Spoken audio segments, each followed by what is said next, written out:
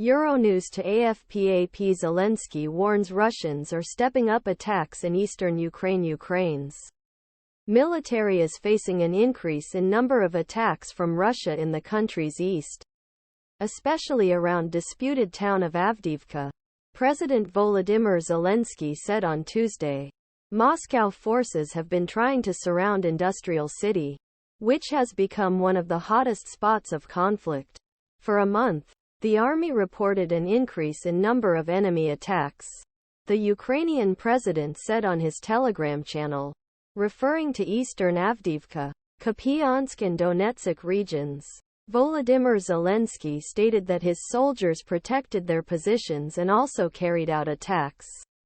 A Ukrainian soldier opened fire during the battle in Avdiivka, Donetsk region, Ukraine. Putin pardoned his accomplice in the of Russian journalist former police officer Sergei Kurbanov, who was sentenced to 20 years prison for his role in the 2006 of Russian journalist Anna Politkovskaya, was pardoned by Vladimir Putin for joining forces Ukraine.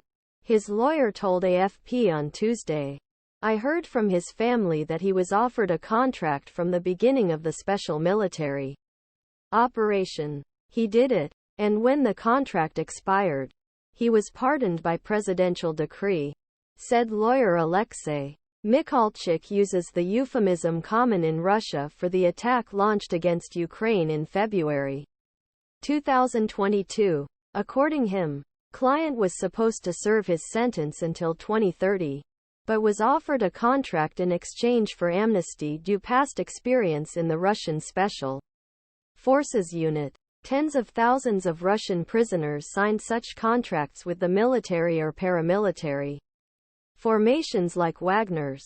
In this October 7, 2009 file photo, a woman places flowers in front of the portrait of slain Russian journalist Anna Politkovskaya in Moscow.